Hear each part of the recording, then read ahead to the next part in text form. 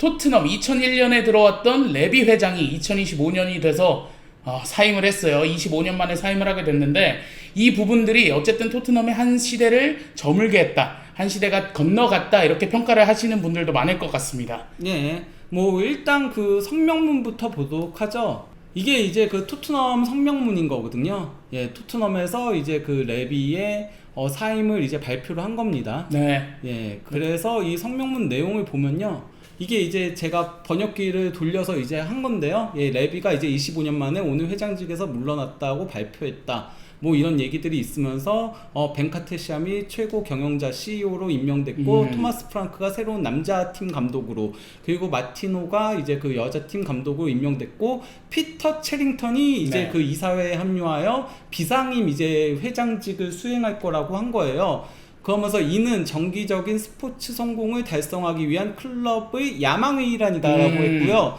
그러면서 이제 레비의 인사가 있는 거죠. 뭐 정말 뭐 나는 수년 동안 응원한 팬들한테 감사의 말씀을 드리고 싶고, 쉬운 여정은 아니었고 그래도 뭐 열정적으로 지원할 것이고, 그리고 또 이제 뭐 우승도 했고 이런 얘기들을 합니다. 그런데 이제 마지막에 조금 중요한 내용이 있는데, 클럽의 소유권이나 주주 구조에는 변경 사항이 없다. 그렇죠. 예, 이 얘기가 나온 거거든요. 그럼 어쨌든 이 지분 구조라는 거는 누가 몇 퍼센트를 갖고 있고 누가 몇 퍼센트를 갖고 있고 이런 구조를 말하는데, 어쨌든 토트넘은 애닉이라는 그룹이 지분을 꽤나 많이 갖고 있어요. 그 애닉 그룹이 이제 그 85.6%의 지분을 가지고 있습니다. 네. 그리고 이 애닉 그룹을 가지고 있는 이제 지분 구조 자체가 이제 조루이스 그룹이 이제 그 70.6%, 그리고 이제 다니엘 레비 가족이 이제 29.4%, 최대 주주는 조루이스 가문인 거고. 그렇죠. 이제 그 조루이스가 그가 사실상의 구단주,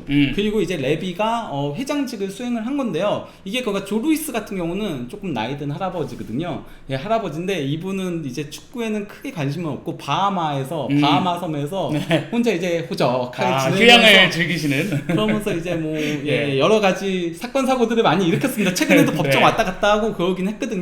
그래서 솔직히 조루이스가 토트넘을 판매하라고 지시를 했다는 보도들이 되게 많이 나왔어요. 그래서 레비가 이제 뭐 알켈라이피 파리 생제르맹의 회장이라던가 아니면 또 이제 뭐 그 피닉스 선스 부회장과도 그러니까 토트넘을 인수하는 것과 관련해 가지고 협상을 가졌었거든요. 근데 이제 그때마다 항상 나왔던 게, 레비는 경영권을 행사하고 싶어 한다, 계속. 나는 토트넘에서 일을 하고 싶어 한다. 이것 때문에 이게 결렬이 됐다는 얘기들이 많이 나왔어요. 조루이스는 축구에 관심이 없다, 이런 얘기들이 많이 나오다 보니까 그래서 이제 이게 처음 나왔을 때는 이런 얘기들이 많았던 거예요.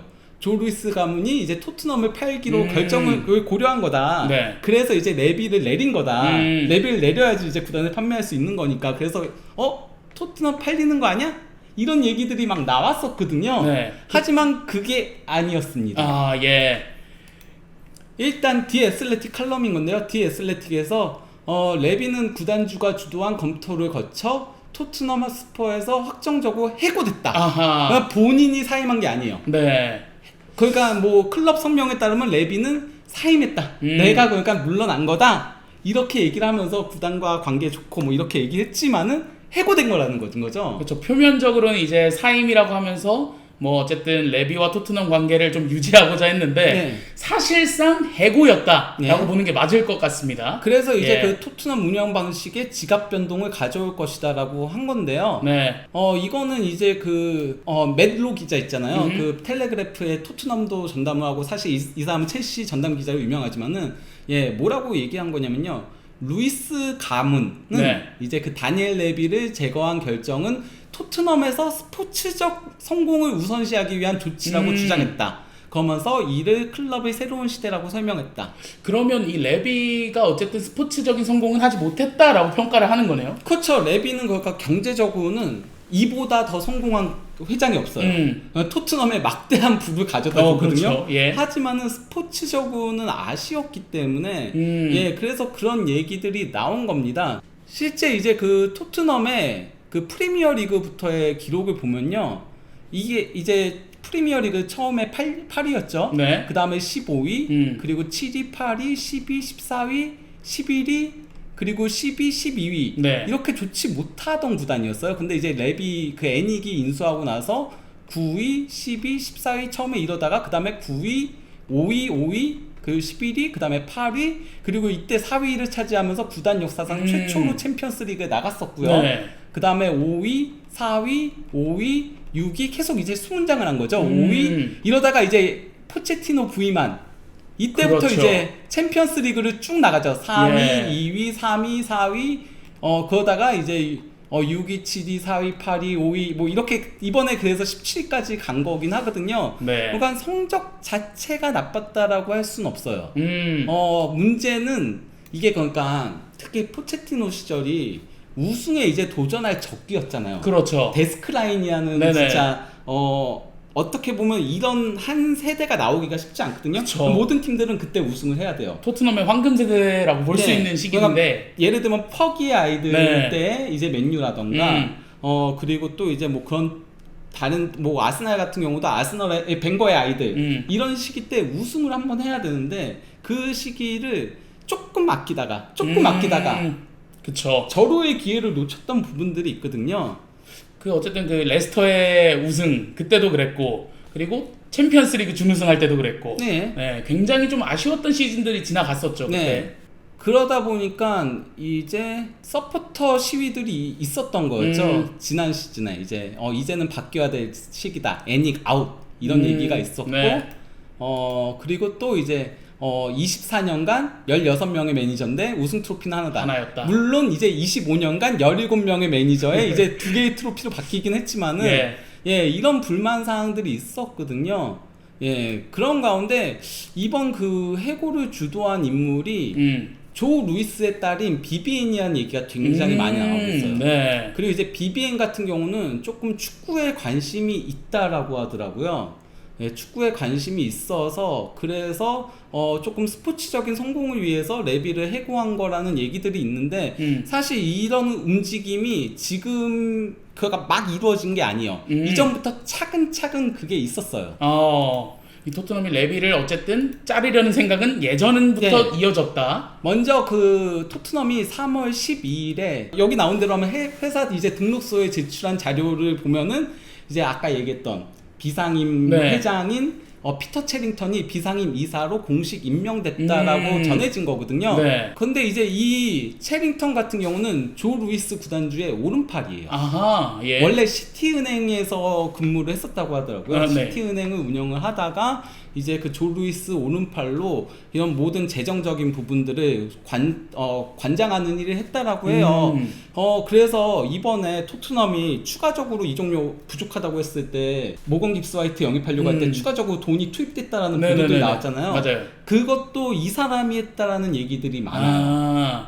예. 근데 어쨌든 오른팔을 이렇게 비상임 회장으로 앉혔다는 거는 좀 직접적으로 본인이 손을 대겠다 뭐 이런 식으로 해석될 수도 있을 것 같거든요. 그리고 이 사람이 부임된 순간부터 레비의 권한이 줄어들기 시작했다는 거죠. 네. 거기다가 이거는 이제 저희가 많이 얘기를 했었는데 아스널 이제 CEO인 벤카테샴이 4월 11일에 이제 그 토트넘 클럽 이사회에 합류하기로 결정이 된 거였죠.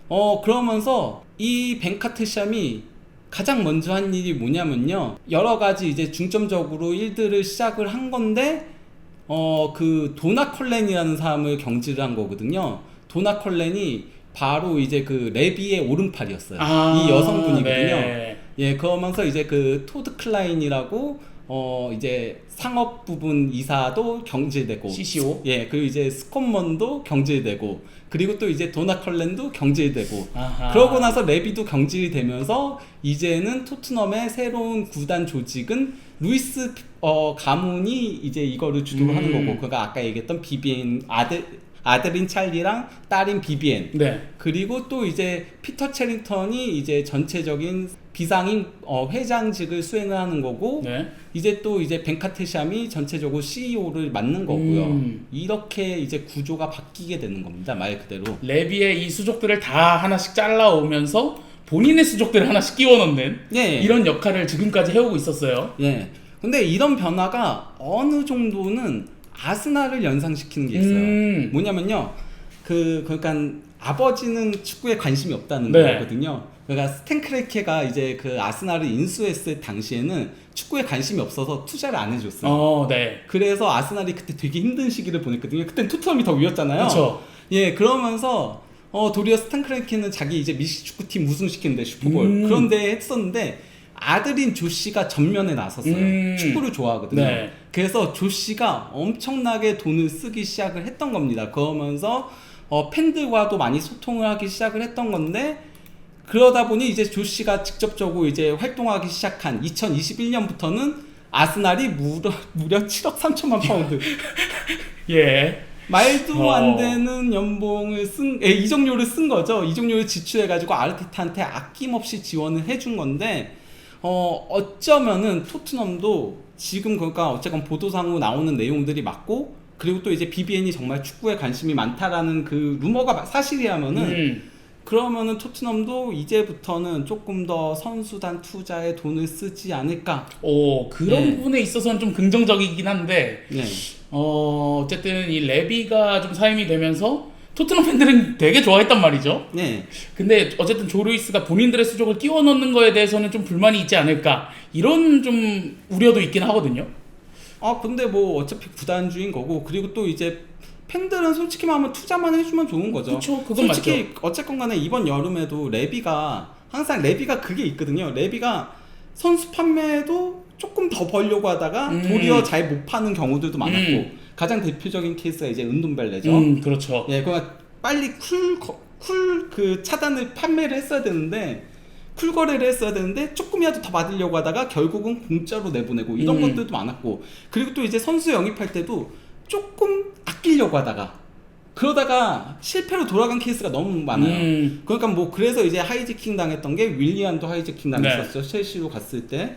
그리고 또 이제 그 브루노 페르난데스 브루노도 원래 토트넘이 먼저였어요. 네. 근데 조금 아끼려다가 하이제킹 당했죠. 맨유한테. 그리고 또 이제 그 루이스 디아스. 루이스 디아스도 리버풀 가기 전에 토트넘이 먼저 접촉을 해가지고 토트넘이 협상 다 해가지고 포르투가 원래 그러니까 리버풀이 영입하려고 했는데 포르투가 바이아웃 내나? 이러니까 네. 그거 너무 비싼데 하면서 빠졌어요 리버풀이. 아. 그랬는데 토트넘이 열심히 협상을 해가지고 가격을 깎아 놓은 거예요. 네. 근데 그 소식을 들은 리버풀이 개꿀 하면서 돈 주고 데려갔거든요. 예. 그러니까 그 모건 깁스 화이트 사태도 마찬가지고. 그렇죠. 에제도 그렇고. 그렇죠. 그러니까 열심히 깎으려고 막 이러다가 그런 예. 일들이 있다 보니까 그러니까 솔직히 말하면은 그게 도리어 팀에는 악재가 됐던 케이스들이 많다 보니까 직접 나서게 됐고 만약에 축구에 관심이 많고 투자를 해준다면은 그러면 축구 팬들은 그저 좋아할 따름인 거죠. 그렇습니다. 어쨌든 이렇게 레비가 좀 사임 혹은 해임을 당하면서 이렇게 토트넘의 한 시대는 저문 것 같고 새로운 시대가 이제 열렸다고 보는 게 맞을 것 같습니다. 텔은 대체 왜 산 거야? 이런 이야기가 있네요. 예. 텔이 치명타인 것 같다. 어떻게 생각하세요? 테리어? 뭐 치명타까지는 아닐 거라고 생각하는데요. 네. 아무튼 뭐 그렇습니다. 근데 김민재 같은 경우는 좀 다른 케이스긴 하죠. 그러니까 김민재는 영입할 수 있는 돈이 있었는데 이제 프리미어리그 그 무리뉴 감독이 영입을 해달라고 했는데 이제 그 토트넘 보드진들에서 프리미어리그에서 검증되지 않은 유럽 무대에서 검증되지 않은 선수를 영입하는 거는 리스크가 있다라고 해서 영입한 게 누군지 알아요? 누군데요? 로돈이요. 조르든? 예. 아무튼 그렇습니다. 그 돈으로 이제 조로든 영입한 거예요. 야, 조르든 지금 뭐 하죠? 조로든 리즈 가고 뭐 그랬잖아요. 지금 뭐 하는지 기억도 안 나네요. 예. 아무튼 뭐 그렇습니다. 토트넘도 명장들이 올 수 있는 팀이 될 수 있을 것인가? 사실 토마스 프랭크 그래도 명장이라고 봐야 되잖아요. 괜찮은 감독이죠. 네. 그러니까 뭐 명장은 아닌데요. 왜냐면 프랑크가 아직까지 뭐 그러니까 빅클럽에서 아니면 우승 트로피 하던가 이런 건 없기 때문에 명장은 아니지만은 잠재력 있는 좋은 감독인 거죠. 예. 그 데스크 라인 때 선수 영입을 했으면 우승했을 거다라고 하는데 저도 당시에 그 생각을 했어요. 레비는 우승엔 관심이 없고 돈에만 관심이 있구나. 어쨌든 그게 구단에게 있어서는 굉장히 어쨌든 좀 아킬레스건, 어쨌든 치명타가 되지 않았을까. 이 레비가 잘리는 데 있어서 그런 것들이 좀 문제가 되지 않았나 이렇게 생각합니다.